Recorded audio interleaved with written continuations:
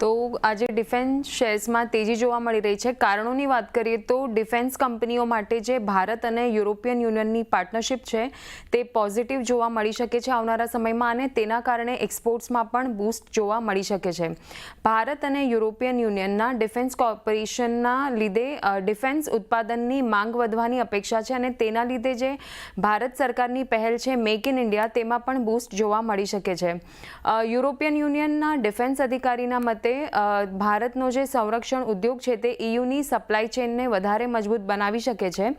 ઈયુના president ઉર્સુલાએ પણ કહ્યું છે કે સિક્યોરિટીઝ અને ડિફેન્સ પાર્ટનરશિપની શક્યતાઓનું તેઓ અત્યારે હાલમાં નિરીક્ષણ કરી રહ્યા છે, અને ત્યારબાદ ભારતના ડિફેન્સના આંકડા ઉપર નજર કરીએ તો ચાલુ નાણાકીય વર્ષમાં સંરક્ષણ ઉત્પાદનમાં 1.75 લાખ કરોડના લક્ષ્યાંકને પ્રાપ્ત કરવાના માર્ગ પર છે અત્યારે ભારત, અને હાલમાં 100 કરતાં વધારે દેશમાં નિકાસ કરી રહ્યો છે ભારત દેશ।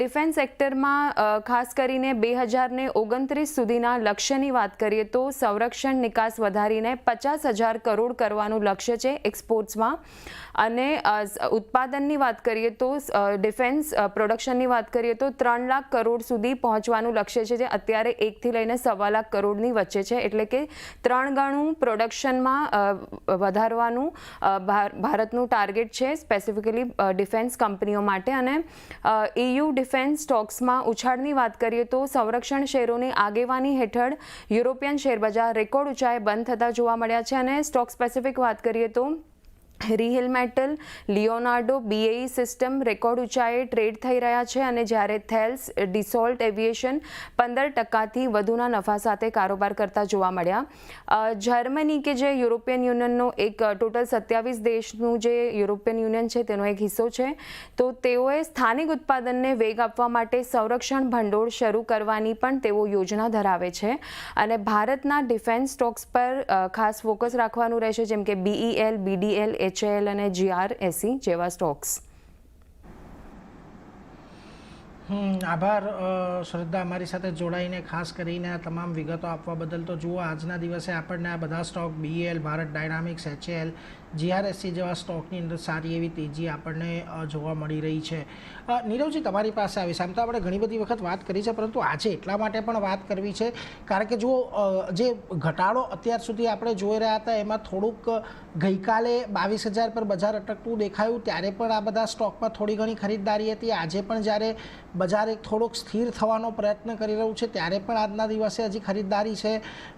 જો કે અહીંયા BELના કાઉન્ટરમાં તો આજના દિવસે ફોલોઅપ બાઇંગ પણ છે, પરંતુ લાગે છે તમને કે આટલા બધા ઘટાડા આ બધા સ્ટોકમાં આવી ગયા પછી અત્યારની પરિસ્થિતિમાં વેલ્યુએશન થોડાક એટ્રેક્ટિવ બન્યા છે, કે હજી પણ આ બધા જ સ્ટોકમાં વેલ્યુએશનને લઈને એ જ ચિંતા પ્રવર્તી રહી છે? યસ, ડેફિનેટલી નીરજજી, અગર આપણે ઓવરઓલ આ પર્ટિક્યુલર સ્પેસને જોઈએ છે તો મારા હિસાબે 6 થી 8 મહિનામાં આપણે એક સારો ઘટાડો જોઈએ છે। ઇનફેક્ટ જ્યારે ઓક્ટોબરમાં ઓવરઓલ માર્કેટ કરેક્ટ થવાની શરૂ થઈ એનાથી પહેલાં આપણે આ પર્ટિક્યુલર સ્પેસમાં કરેક્શન ચાલુ થતાં જોયું છે।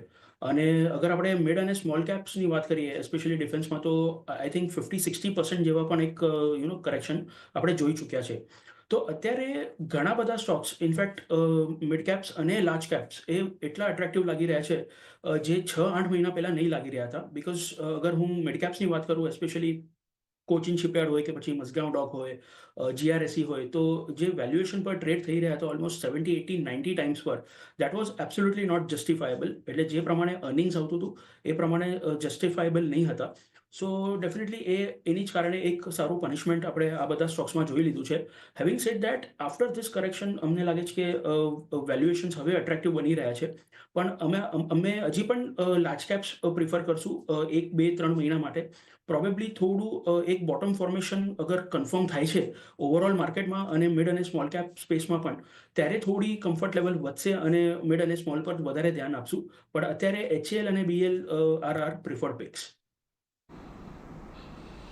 HAL અને BEL અત્યારે પસંદગીની સ્ટોક બનતા દેખાઈ રહ્યા છે, એટલે આ બંને પર ખાસ એક નજર તમારે આવનારા સમયમાં રાખતા રહેવાનું છે। પરંતુ જીગરજી, આજના દિવસે તમને અહીંયા કશે થોડી ઘણી પસંદગી પડતી દેખાઈ રહી છે? કારણ કે જો GRSEની અંદર આજના દિવસે એક સારો ઉછાળો આવ્યો હતો, થોડોક ઉછાળો ફિઝલ આઉટ થયો છે, છતાંય હજી 4% જેટલો સ્ટોક ઉપર છે ને અહીંયા 1200ના લેવલને સારી રીતે જાળવી રાખ્યા છે. બીજી તરફ HALની વાત કરો તો અહીંયા પણ જુઓ આજના દિવસે એક ફોલોઅપ બાઇંગ અહીંયા આપણને આવતું જોવા મળી રહ્યું છે. જો કે અહીંયા પણ 3400ના થોડાક હર્ડલ HALની અંદર પણ છે. BELની અંદર પણ એવી જ પરિસ્થિતિ બનતી દેખાઈ રહી હતી કે જો આજે ઉછાળો તો સારો હતો, પરંતુ અહીંયા આજના દિવસે બ્રેકઆઉટ ઓલમોસ્ટ હવે આવવાની તૈયારીમાં છે 270 265ની ઉપરનું. લાગે છે અહીંયા કશે શોર્ટ ટર્મ માટે ધ્યાન રાખવું જોઈએ કે આ બધી જ જગ્યાએ અત્યારે પણ તમને એક ઉછાળે વેચવાલીની જ રણનીતિ અપનાવી રહ્યા છો? બે સ્ટોક ગમી રહ્યા છે આની અંદર. ઓવરઓલ પહેલા તો BEL છે. BEL માં ડેફિનેટલી 265 ની ઉપર થઈ રહ્યું છે. સારી રીતે લાગી રહ્યું છે કે અગર ક્લોઝિંગ આવે છે 265 પર તો ડેફિનેટલી આને બાય કરવો જોઈએ. સ્ટોપ લોસ આપણે 255 નો રાખશું આમાં BEL માં, અને ટાર્ગેટ જે મને લાગી રહ્યા છે 285 એન્ડ છે. BDL Bharat dynamics